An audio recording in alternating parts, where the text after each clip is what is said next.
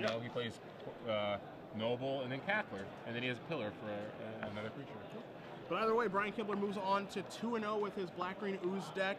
We're going to cut across to our next matchup here, and I guess, you know, maybe Vegas just loves Wolf Run along with a lot of black mana, which doesn't make a ton of sense, but we do see Jonathan Job here playing what he told me earlier is basically a take on Conley Woods' deck from the Pro Tour, much like Travis has done, and has found a way to get in Kessig Wolf Run. He's got copies of Farseek. He actually also has Gruul Kiru. Maybe Jonathan and Travis have been working together?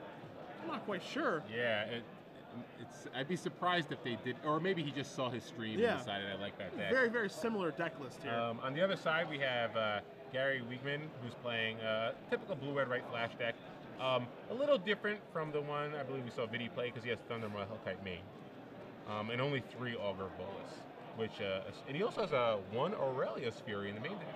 Okay. Which is an exciting card, I suppose. And what we do cut into something here. Now, this is something Patrick Sullivan loves. He loves cutting into a beatdown.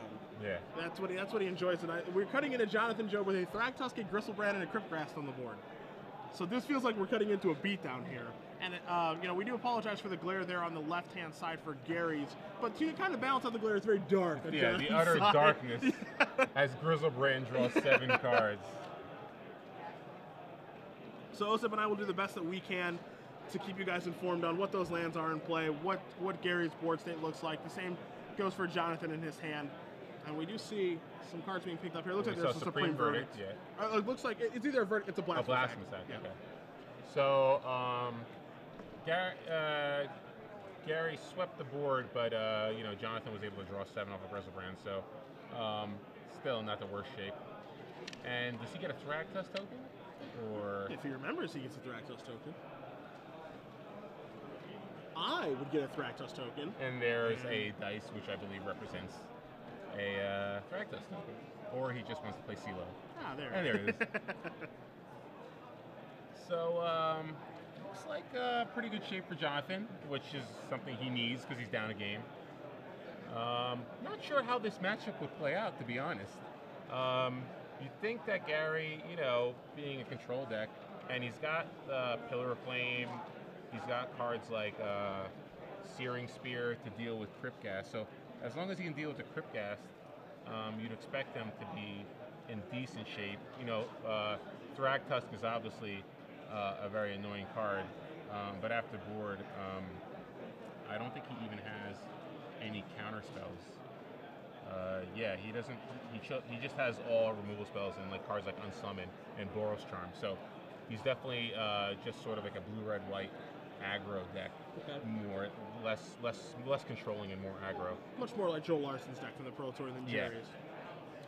So we're going to see Jonathan to come across for 3 with the Beast token, and now he is going to slide through his hand, and he's going to cast a Rakdos Return. And he's going to clear out those cards in Gary's hand. Looks like that Rakdos Return is in between 2 and 3, and now we're going to see, it looks like, a Farseek as well. Going to accelerate himself a little bit more. He does have a Kessig Wolf Run among those lands over there, so could be threatening lethal next turn. Seems like all the Kill Kids are just adding Wolf Run to any deck.